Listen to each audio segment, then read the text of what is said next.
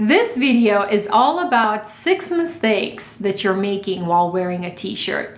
And while all of us are kind of making these mistakes, I think at one point, I know I have, that's how I came up with this list. Hopefully by sharing it with you and kind of thinking about them more, you'll have them in the back of your mind next time you're looking to buy some t-shirts or perhaps go through your wardrobe and pick one out, so that when you plan ahead, it's going to make it a lot more easier for you to decide and also look polished at the same time. Welcome back to my channel, everyone. I'm Paula, and if you're new to the channel, please consider subscribing. If you are already subscribed, then thank you for watching. And don't forget to click the like button if you're enjoying this video. Let's get started. The first one is quality. Now, I must confess, I never really read tags before, so I had no idea what they're made out of. I did notice that some are nice and stretchy and some not so much. And I did hear about cotton a lot, so I decided to do my own research, and what I found out was pretty surprising. So apparently all of them have some sort of elastic in them, and even if it's just 5%, kind of just like with the jeans, it's very important to take care of them, because I would just wash and then put into a dryer with a high heat on, and that just kills the elastic. So what that means is when you take it out and you try to put it on, it gets worn out really fast. It stretches out and then it just looks sloppy. So pay attention when you have that elastic material to make sure you don't put it on high heat. Another one was then cotton. So then you have cotton, 100% cotton, which is really nice and breathable and healthy, but it's wrinkly. So for me, I always have to take it out of the washer right away and put it to dry and hang it. Then I would need to steam it. So luckily, I usually collect, after a whole big session of laundry, I collect them on my valet, and I just steam them, do a whole session of steaming at the end of the week, usually on Sundays. It is very satisfying. If you haven't tried it, I recommend it.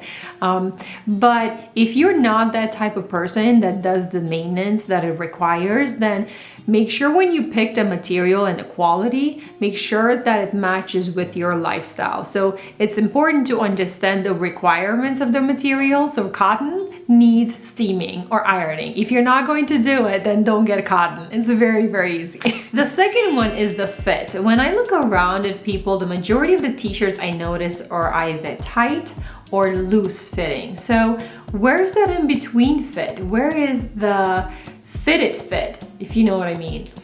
Not to say this right or wrong, but oversized never look good on anyone. If you want a polished look, loose can be styled with a belt around your waist. Or if the waist is not your forte, just tuck it in, then slightly pull it out evenly all around. I used to wear tight shirts, and on a good day when I'm not extra bloated, I might still wear a tight fit, but I try to stay away from those because they're not very forgiving.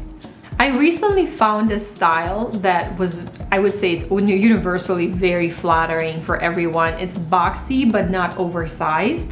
It's made out of 100% Supima cotton. It's from LL Bean actually. So I will link it down below for you. What's great about it is that it's fitted, but it's not tight. So it conceals well any imperfections around the tummy area while preserving comfort and peace of mind. Next would be length, and length does matter. I'm going to add this to my never cared about before list, and I would notice that some hit me in the right spot, and then some shirts are just so much longer.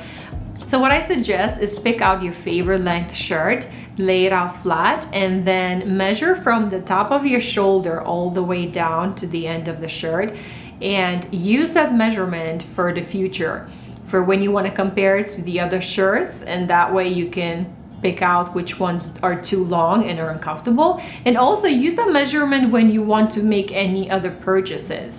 I notice when LL Bean, for example, they will tell you what short, regular, and tall is and provide those different inches, and I'm like, I don't know what that means. And then, so that's kind of what prompted me to go in my closet, pick out my favorite, measure it, and now I had a standard to compare it against. So it can be very useful to take that measurement and just be aware of what your sizing is. A good website will detail in this description, like I mentioned before, you know, the length of each size and each shirt. So I actually prefer different sizes. My short version would be for high-waisted pants, and the majority of my pants are high-waisted. However, when I try to tuck it in, the short version would pop out, right? So if I'm in a on a long flight or in a car for a long time, I don't want to keep tucking it in and for it to come out, and it's uncomfortable. So make sure you match the length of your shirt to the activity that you want to do that day. So I have a white shirt in a short size and a regular size, and I wear different ones depending on the activity that I'm planning to do that day. Okay, the next one is going to be a little debatable.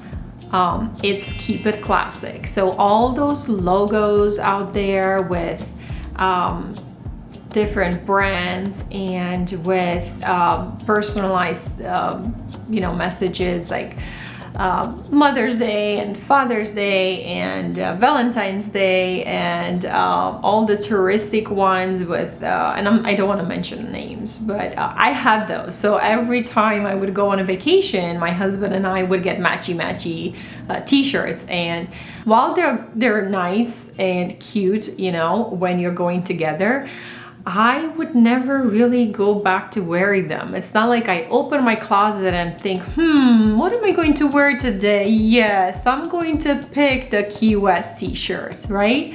I just never wear them after that. Highly recommend you watch my closet clean out organization videos. I'm going to link them down below for you. It's a personal preference, right? Just like everything else, and there's no good or bad, but if you want to look polished, you want to have a classic crew neck t-shirt that won't distract anyone from your cleavage, from the saying, from I caught myself actually reading someone's message on the t-shirt instead of looking them in the eye, and that might be a little bit strange for that person. So really, you want to stay clean and you want to not distract the person you're talking to so that they look at you in your eyes and have that conversation with you. So I think it's important to just keep it clean and get away from all these any verbiage that you might have on your shirt. So I recommend getting the classic one, just one. If you don't have one, try it out so that you can wear it from morning to night and not have to worry about what activity you're doing and who's going to be there. And it's just a nice start to a more polished look. Next would be care. I also started reading labels about care instructions, right? So I would just put everything on hot so far, but apparently a lot of them need cold. So depending on the amount of usage that and stains that you have on your shirts, you might want to pay attention to that. So I'm thinking if the difference between pressing a button from hot to cold makes a difference to being stretched out or not, well, then I will press that button. So make sure you read the label for care instructions, at least when you buy it. And the last tip that I have is to be selective. Do you really need 5 white t-shirts and so many other colors? Lay out the pants that you have, for example, right, the bottoms, and then pick one color shirt for every pair of bottoms that you have. Lay it all out nicely, and then anything else that's left you might want to reconsider in donating. This way you will spend less time choosing between your t-shirts and also less frustrated between all the options that you need to pick from. Let me know in the comment section below what are some of your favorite brands that work for you, and also what are you looking for when you're trying to pick which t-shirt to wear. I hope you enjoyed watching this video. We could all use some inspiration. So for more styling tips, consider subscribing to my channel. I post videos every week. Thank you for watching, and I'll see you next time. Bye!